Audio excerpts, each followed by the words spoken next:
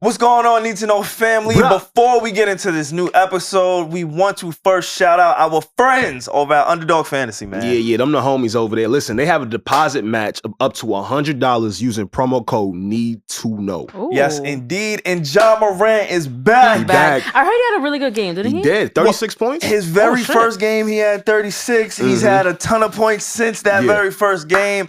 But we want to make sure y'all check out every single Friday for my personal daily picks, okay? Make sure y'all download this app, Underdog Fantasy, because I've been running it up over there. Honestly, Alex, I'm not going to lie to you, I've been doing really well. What about on Ja Morant? Do you feel like his return is going to affect the Grizzlies going forward? Right now, they're about, 6-19? Yeah, they're about 6-19 now, but who knows whenever we put this out, they could be higher or lower. You never know.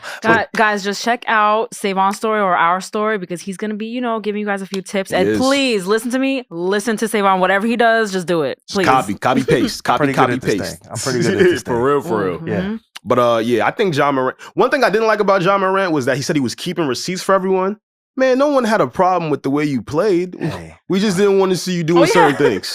Look, you've always been great. Whether it's Ja, whether it's Steph, whether it's Tatum, whether it's my guy. One of the people I like to go to, I'm going to give y'all a little bit of this on the Need to Know podcast, Reliable Underdog guy. Fantasy, Domantas Sabonis on the Sacramento Kings. Before we get into this episode, please make sure you press pause, download the Underdog Fantasy app right now, and use promo code NEED to know for a 100% deposit match, okay? That is very, very important. Before we get into this episode, make sure y'all go ahead and do that because it is essential to not only your potential winnings, but to this podcast as well. Let's get it.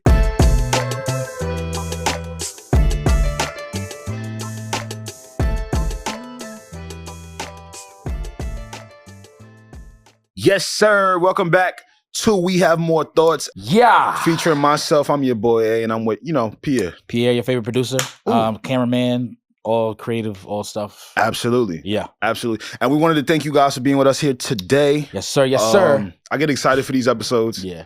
Once again, this is like the extension of the Need to Know podcast. Again, We Have More Thoughts is a show underneath the Need to Know network, and you might see anyone. All right. Don't be surprised if a big booty stripper just walked past in a second. I mean, that's against your faith, my fault. I mean, like I could stand with you in the interview process. Got you. You know what I mean, because we like you said, we interview anybody. We can interview anybody. So. Yeah, but I wouldn't want to get you jammed up. Yeah, I mean, yeah. Regardless, Pierre, it's good to see you on last week's episode or whatever episode. Yeah, we don't know when this is coming out. I haven't seen you in a while though. Yeah, man. So it's good to see you. What's up, man? Good. I'm good. Not bad. Just the fourth quarter for a lot of people is usually heavily involved, and it kind of makes sense because usually after the fourth quarter ends, you get that slow down of like the first quarter. Everybody's still kind of getting their bearings together. Yeah. Businesses usually kind of slow down a little bit. The first quarter to me is kind of synonymous to the like August months. Yeah, because usually everyone goes on vacation. Things are a little bit slower. First quarter, everyone's thoughts are like high. Yeah, like they think highly of themselves. Yeah. By the fourth quarter, they're all like they're either exhausted or still celebrating all their wins. Right. And like too, the first quarter usually people are like New Year's resolutions, trying to kickstart different things in their lives that they wanted to. So but yeah, man, how you been? I'm blessed and highly favored. All right. Yo, why you sucking? Listen, I consider myself a Christian. So why I can't love God? You can, but I feel like when most people say, "Oh, I'm blessed and highly favored," that's usually a cop out. Like, tell me what's been going on within your life, like health wise, how you doing? How the females, how the ladies? Last time it was just me and you. I was trying to like put you into a situation with You trying to line me up? I'm not really lining you up. I was trying to help you. Okay. I was trying to help you. You're trying to help me. Trying to help my brother. In the women department. In the women department. Okay. I can see what you're saying in terms of the highly. All right. You want me to be real with you? Be real with me. Just between me and you, though. Don't tell nobody else. I feel like, you know how we've been speaking about manifestations? Absolutely. On the Need to Know podcast? I don't want to be that guy that even if maybe I'm not having the best day, the best week, the best month, to keep reinforcing what's going wrong. Okay. Because then I feel like I'm a part of the problem. Okay. Right? I do feel like if I say I'm blessed and highly favored, those two are true. Now, am I having the happiest day? maybe not. Okay. You know what I'm saying? But today, you see what I'm saying? So I always lead with that, and I apologize if it comes off as bullshit, but I truly do feel blessed and highly favored all the time. You know, just some days are better than others. Okay, so now in the situation that, because I could understand proclaiming kind of like where you want to be, or just speaking life to existence, whatever it is that to existence. That's perfect. When you're not like, I guess, having the best of days, how do you be real and who do you be real to? To kind of like change the situation. Only children got like superpowers. Okay. You gotta, okay, because only children, you have to learn to be in your head without going crazy. Okay. Duality, okay, right? Yeah. As a kid, I feel like at a very young age, I had to equip my mental capacity. Okay.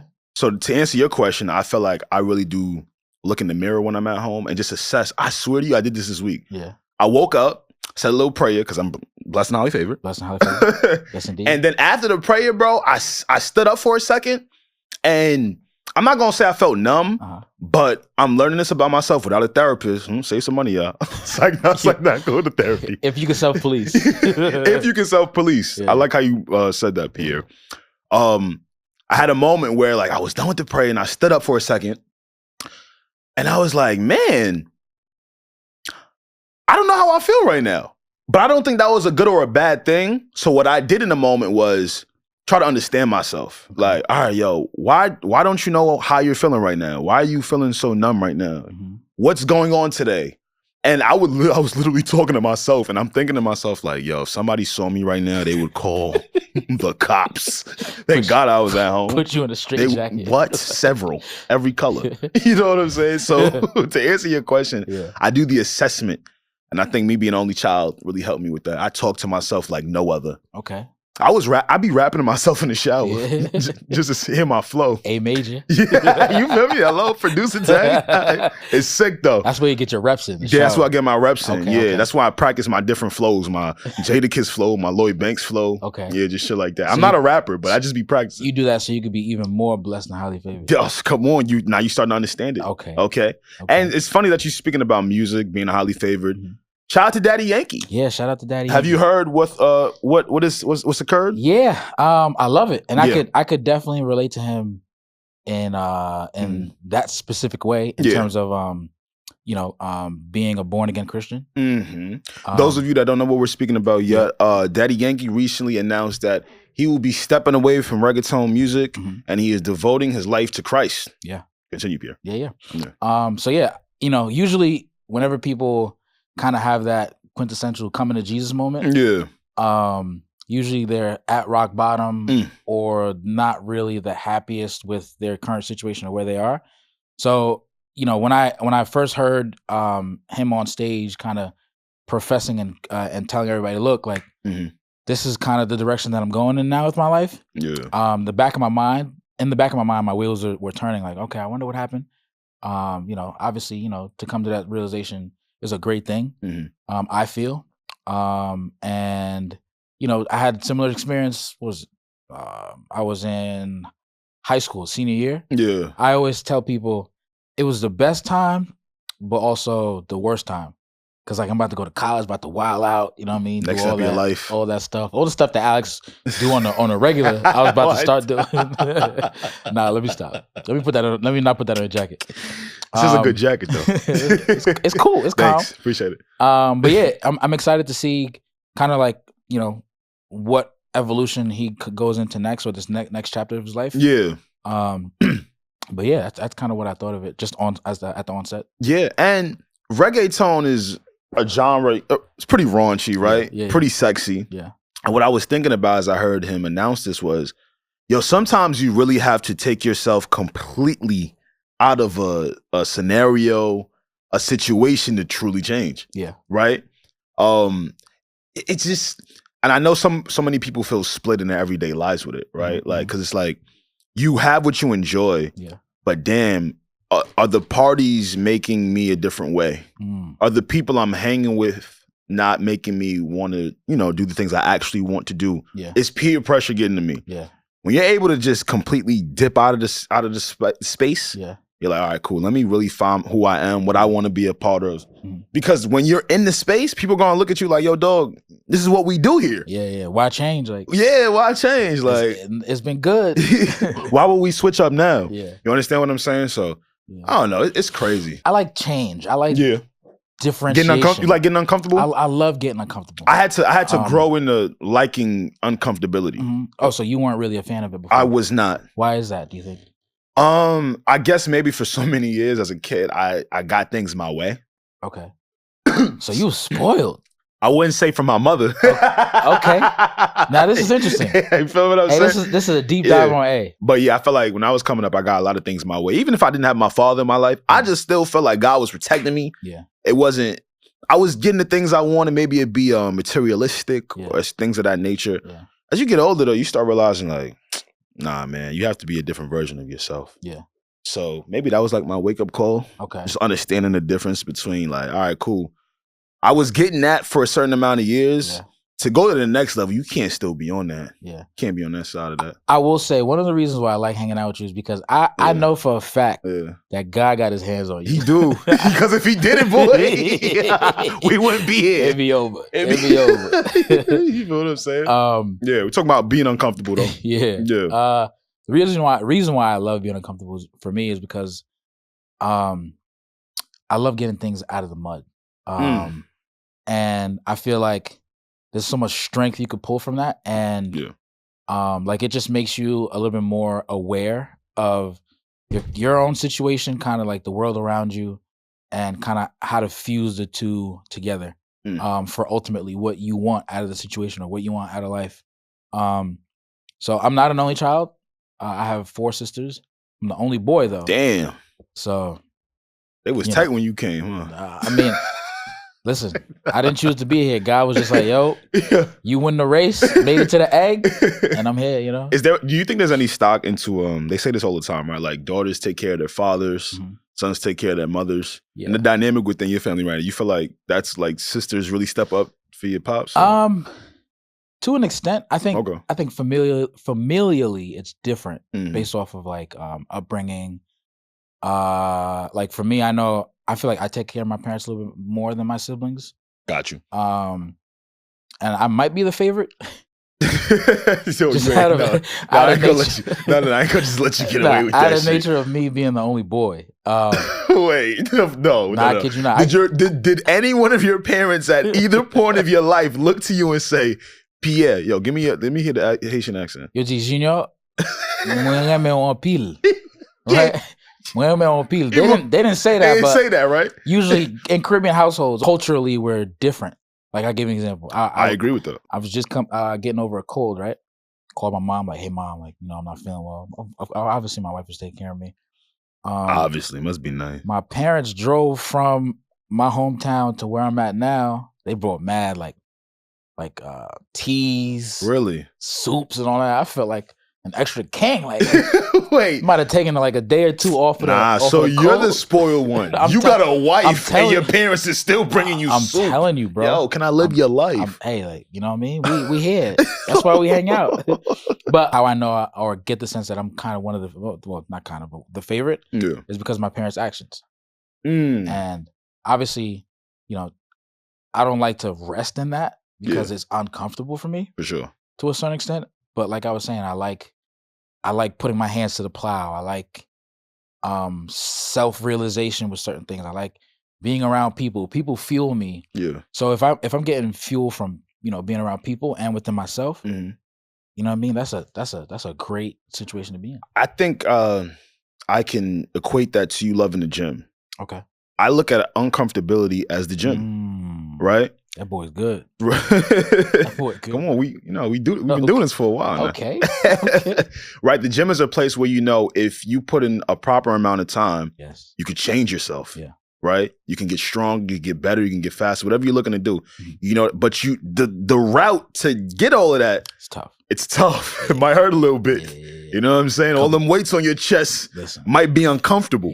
Right? Yeah. But what I'm realizing about being uncomfortable is sort of like gym, right? Falling in love with the process, because I don't think anyone purposely likes to feel uncomfortable, right? Maybe they like what it may breed them once they realize what it breeds them, right? Yeah. But I think that's the other half of it, right?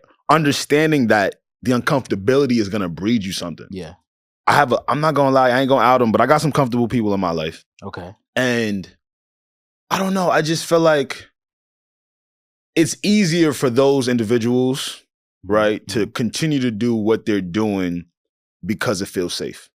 Okay. Right? Yeah. And I can see that. Because they haven't necessarily maybe put in enough time in the uncomfortability room, Yeah. they're not really understanding like, yo, this is what's gonna have to take to get to the next level, right? Yeah, so yeah. I don't know, I think it's a slippery slope, but I think that's how I equate. No wonder why you like the gym so much, yo.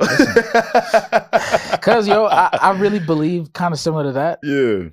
Anyone can operate when things are good, when times are good. But like, if you could willingly, like you said, subject yourself to uncomfortable situations. Yeah.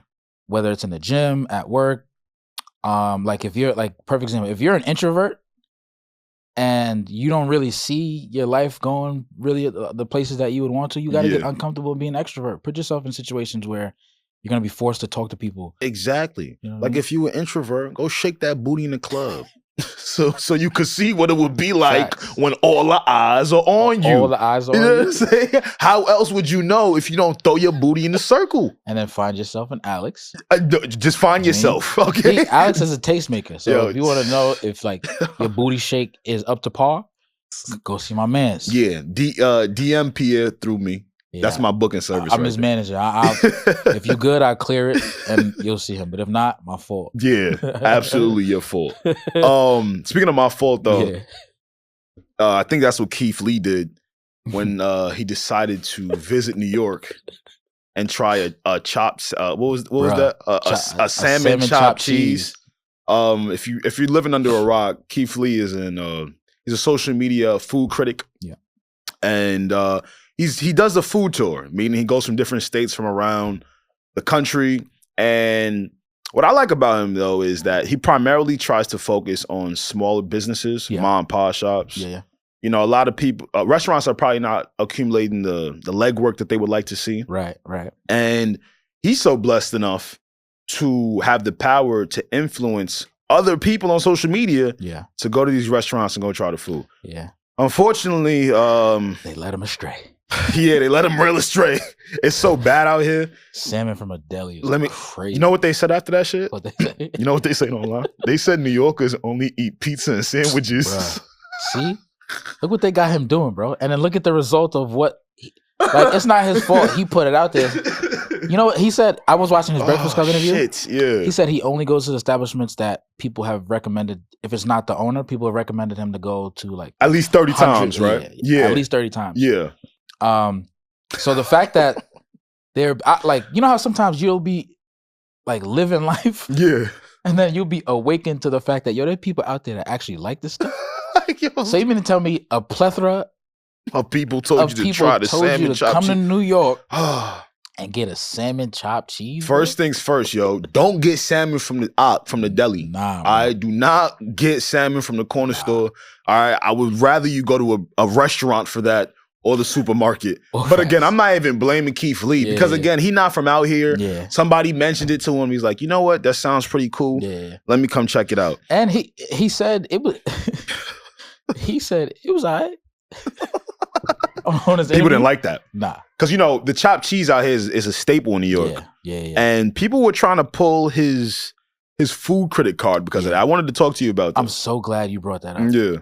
I would love if there was kind of like a rubric of, like, if I'm listening to a critic, especially a food critic, before I take your word at face value, I want to know, all right, give me your top 5 likes, right? In terms of foods. Because reason why I'm saying that is because on the Breakfast Club interview, Keith Lee said he does not like chopped cheese.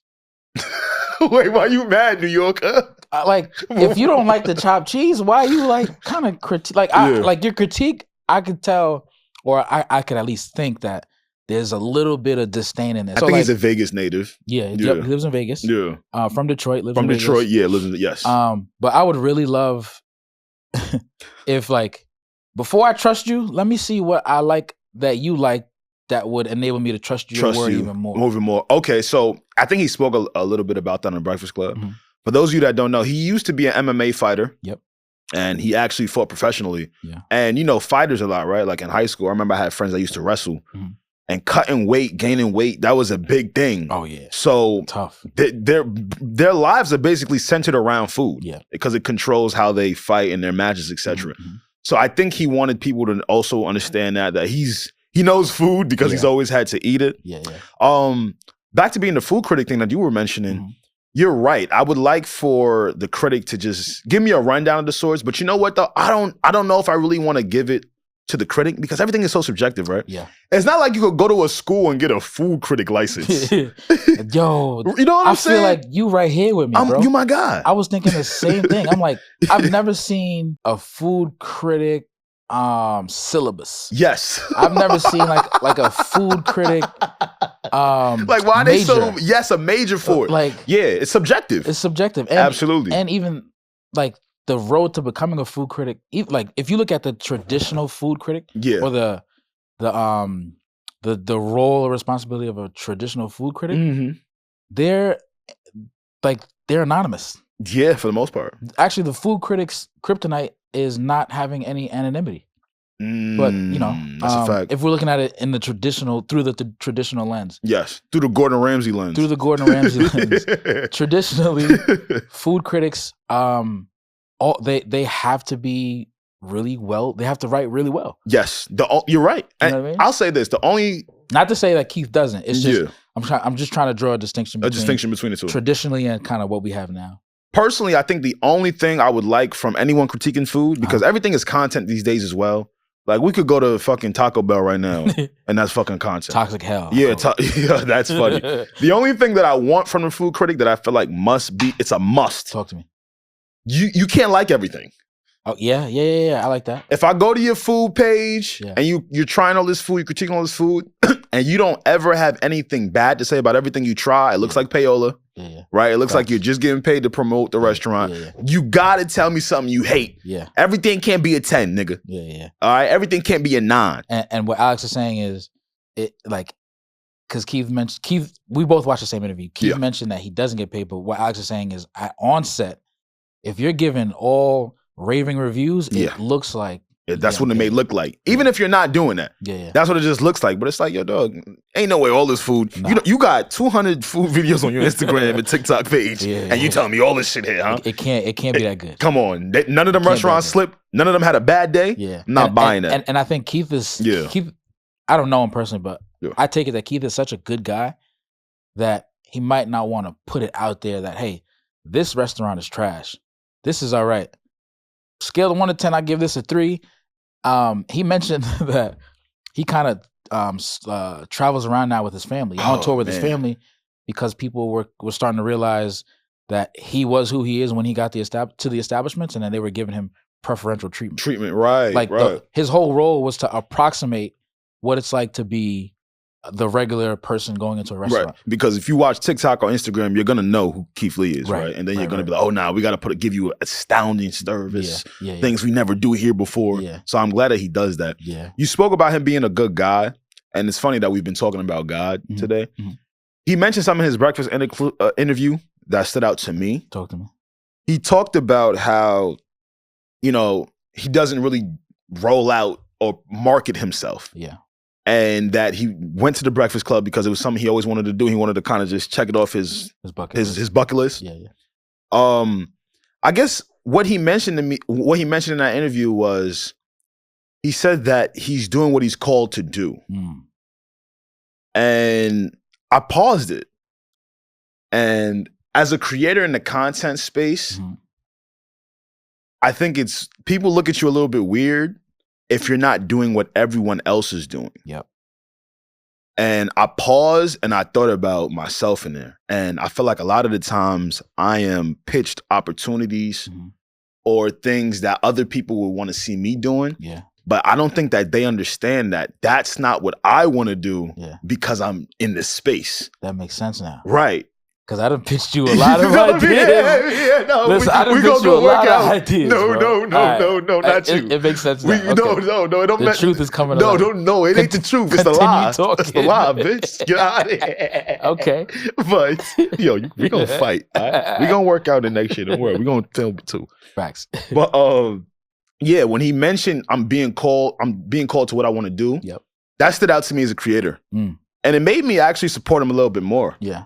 Because again, and when people see you when they see you rapping, right, they assume you want to get a feature from anybody. Yeah. When they see you podcasting, they assume you want to sit down with anybody. Yep. Right? Just all of these different variations of content. I guess there's a general mold, right, about how it's usually done. Right. So now people will be like, oh no, you do this, so you have to do this. And it's like, nah, man, I do feel at times sometimes I just want to do what I'm being called to do, right? Like when it comes to this podcast, I want to put out as much content as we can, if possible, at a great level. Yeah. And maybe some of the things that my my counterparts or my peers are doing, I don't do. Yeah, I like that. Right? And I don't ever want to sway from that thinking. Yeah. Because then I feel like I'm just grouping everybody else, which isn't a problem. But I do like thinking for myself. Yeah. Right? Like you're a whole human. Yeah. With different ideas. See, I'm one of those people that truly believes everybody is different. Yeah. He said truly. Okay. If we truly believe that we're all different, why is everybody supposed to do the same thing at the same time looking like everybody else? Yeah. Right? I think people say that, but then they don't really let that digest to them. Yeah, I agree with that. Right? Maybe on the flip side of that, though, it could hurt a person. It could probably even hurt me. Yeah. I definitely don't want to be like too strong-headed. Yeah, be too strong-headed in the sense where I wouldn't want to do certain things.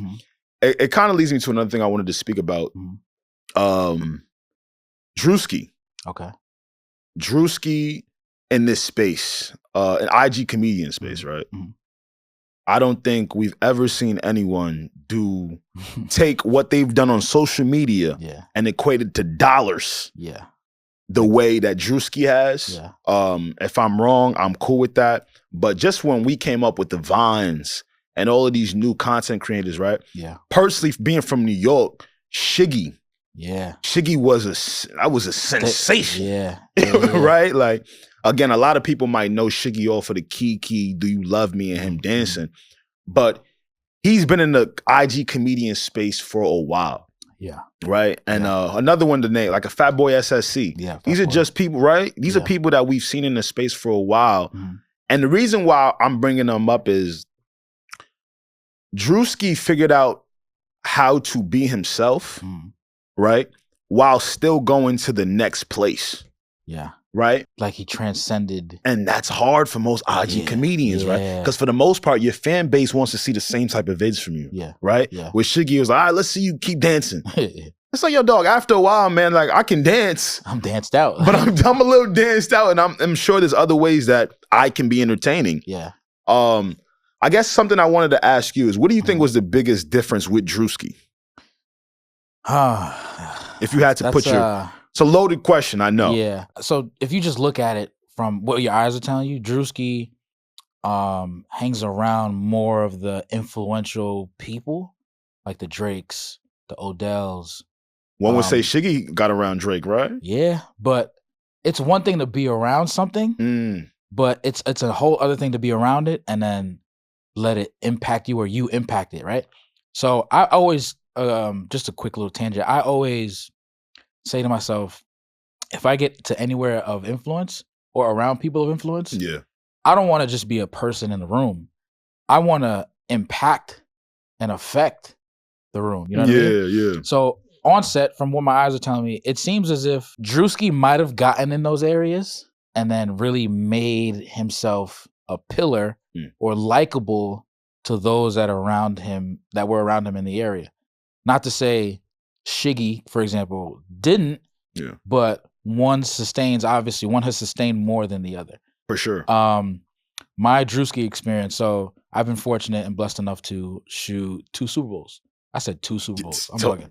Talk. 2 Super Bowls. Come on, talk. That's him, Mr. Pierre. And 2 Super Bowls and I think 1 or 2 Pro Bowls. So many you can't even keep up. The second to last Pro Bowl in, where were we? We were in Las Vegas, right. At the Raiders at Allegiant Stadium. Druski was on field in the bench area with the players, co-mingling with the players, rubbing elbows with them. We were pushing out a lot of his content on the field type of thing. And I was saying to myself in the moment, I was like, wow, apart from apart from Desi, I've never really seen anyone else in those spaces be welcomed in those spaces, right? And then still being able to be himself, like you're saying. Yeah, be funny. It was seemingly without even trying. Like no real effort being put into it, but you could just tell that's really just kind of who he is. Who he is, correct. Correct. And albeit a bit raunchy and probably a little bit he takes it there. Distasteful, in a sense, for lack of a better word. Yeah. Remind me of the special that he has. Could have been records. Could have been records. Yes. Could have been. Could have been. Could have been records. Yeah. I can't believe I forgot the name. But even seeing that, I haven't really seen OD. It's like the hood American Idol. Yo, American Idol was one of my favorite shows. Yo, Randy used to be like, "Hey, yo, dog, it's a no from me." It's a no from me, dog. It was great. To see Druski figure out a way to reposition a show like that in this time is great to see. It's a beautiful ode to creativity. Absolutely. And the fact that, like, again, like I'm just keep harping back on this, but like it's one thing to be in a space and around people, but it's a whole other thing to impact it. Right. And then also still like develop your own thing through it. You know what I mean? I couldn't agree more. I think that has a large reason as to his success. Absolutely. I also feel like the people that you associate with your career, meaning like management. Oh, that's big. Right? Things of that nature. Yeah. And sometimes homeboy management is dope. I'm gonna give you pros and cons. I'm gonna give you pros and cons of homeboy management. I like where this is going. Okay. Homeboy management, you're gonna be comfortable. Back to that word comfortable. Right? Yeah. You're gonna be comfortable because in your head, you know who this individual was. You guys probably used to hoop together. Yeah. Your mom probably used to make chicken soup for him. You know what I'm saying? So it's like, it's that level of comfortability. Yeah. On the other side of that is knowledge. Now, shout out to all of the homeboy management that actually do the part to learn the knowledge. Yeah. A Rich Paul. That's fire. Yeah. Right? Yeah. Like a Rich Paul had no experience with nothing, figured out how to not just take from a LeBron James, but how to add to it. Yep. So I feel like homeboy management has a lot to do with it. It looked like Druski hit all the white boys like, like I see him promoting the, what is it, the Happy Dad? Yeah, Happy Dad. Happy Dad sports drink. Yep. That ain't no nigga drink.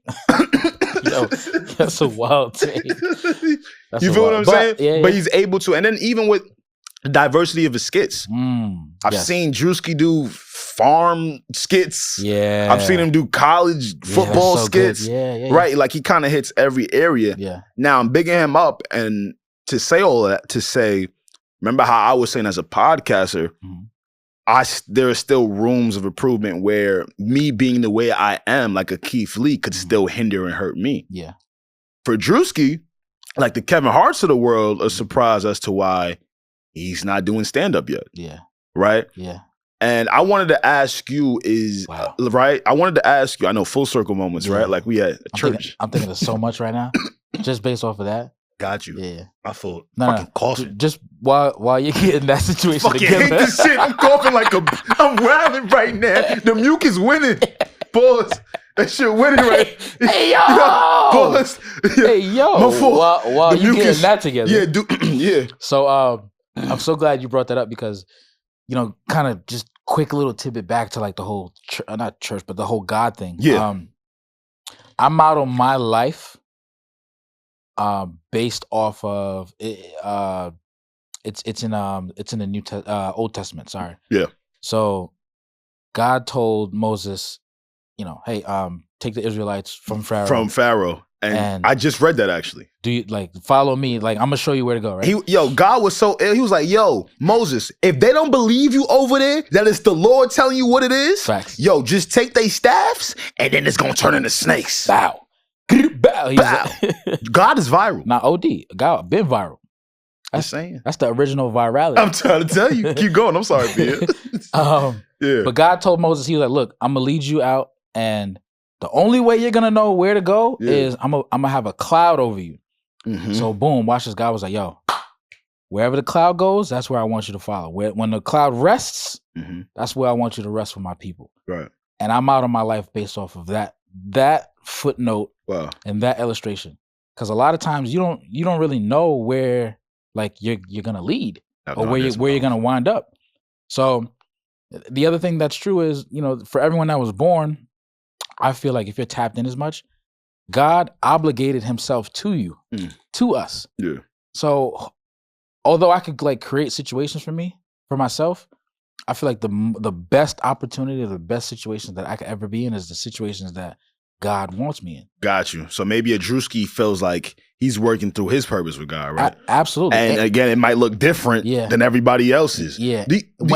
Also, when you factor in the times that we're living in, I was just about to mention that. The internet I was just about to mention that. Like, even if you look back at, well, this is kind of like, I won't say basically the NIL thing. Yeah, NIL being with the sports. Name, image, and likeness in collegiate sports. Yes. Like, if I could make more money in college, especially as a, you know what I mean? Why would I do that come out of school early? Yeah. But also to that point, like, the internet is a thing. Yeah. You could have like Keith Lee has 15 million followers. Druski has done all that he has for the most part, all for the internet. Yeah. Same as Shiggy. Yeah. Same as Desi. Like, when you factor in Keith Lee's moving away from the traditional way to do things, like the internet, it's provided opportunities that would not have been have the internet not be a thing. You're completely right. And it makes me think, all right, cool. If we all have different hives, different sets of fans, different audiences, would a Druski audience want stand-up from Druski? Times are changing, yo. That's a great question. TV is dying. Yeah. It's all streaming. Right. Like, would his fan base, and I could be wrong, but I wouldn't say he has the oldest fan base. Nah, I think his demographic is still kind of like younger. Younger, but if you ask any comedian like a Kevin Hart who has told it to him, he'd be like, yo, dog, you need to get up on that stage and make yourself uncomfortable. But Kevin Hart was told the same thing to get up on stage and make yourself uncomfortable. Yeah. He didn't start, because it's so funny. Yo, you be at home with me or something, pause? How you be knowing what I want to talk about? I'm saying we kind of like in the same vein. You my brother. You my guy. You my guy. Did you see the new Chris Rock, Kevin Hart thing? Yeah, I watched it. The documentary. Oh, shit, all right. What's your take on it? I don't like all that. I don't like all that bonding shit.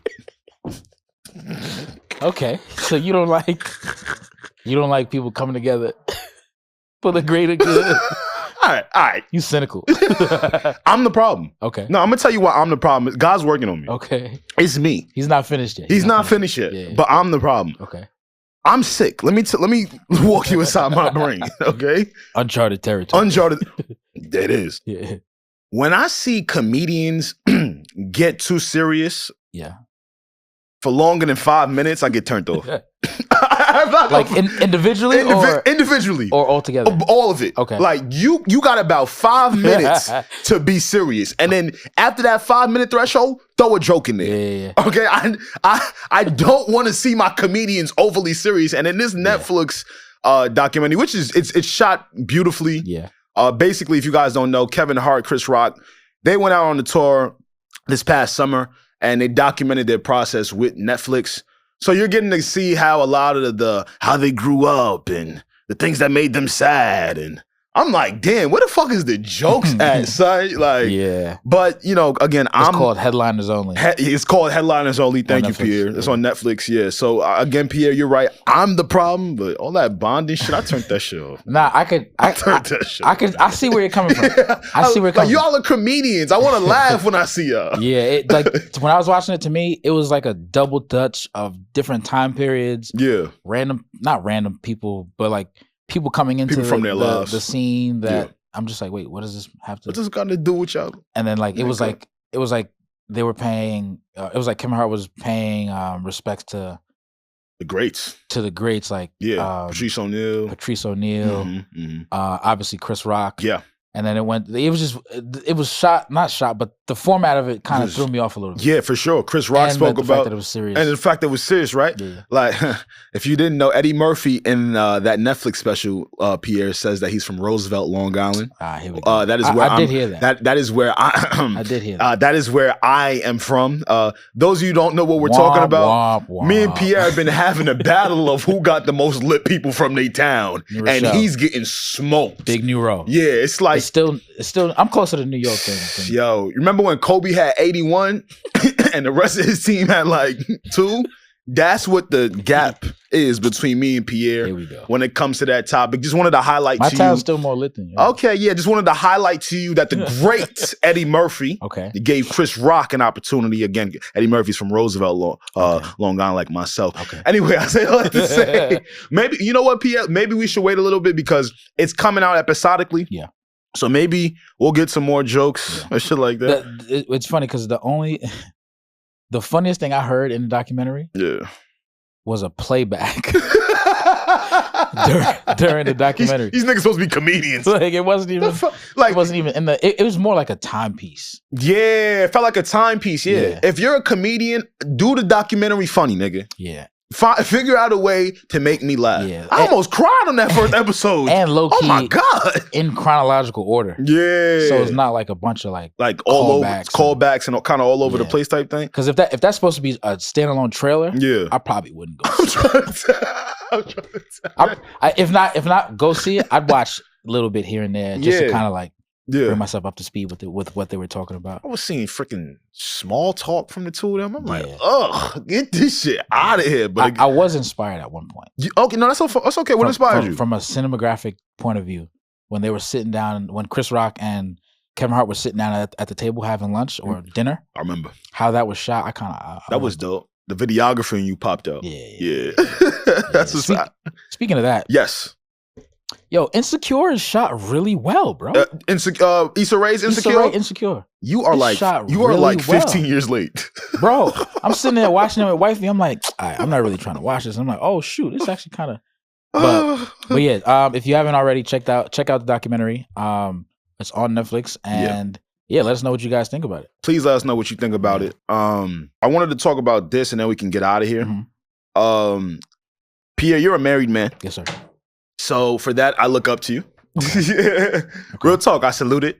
I can't wait till it's my turn. Hey, that's hate. It could be your turn. You stop playing around. No, I'm not playing around. I'm not playing around. Stop. But I did want to. No, it's fine. It's fine. Everybody thinks everyone's playing around these days. Right? That's cool. Yeah, the dating pool is It's there. They said it's piss and shit in there.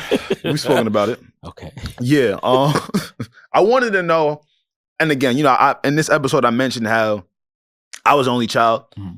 You grew up with 4 other siblings, correct? Yeah. And you would agree that when you grew up with those siblings, that you had to share things that maybe you didn't have the most amount of quiet time to yourself or alone time to yourself. Yeah. So I did want to ask you about space and relationships before we got out of here. Yeah. How do you deal with that? Because you live with somebody. But is it something when you got married, or maybe when you were just engaged to her, was space something that you never needed in a relationship? Mm-hmm. Or was it something that you grew to be okay to not have? Yeah. Do you find your moments for it? I just wanted to pick your brain on it. For sure. No, that's a great question. So I hate clingy people.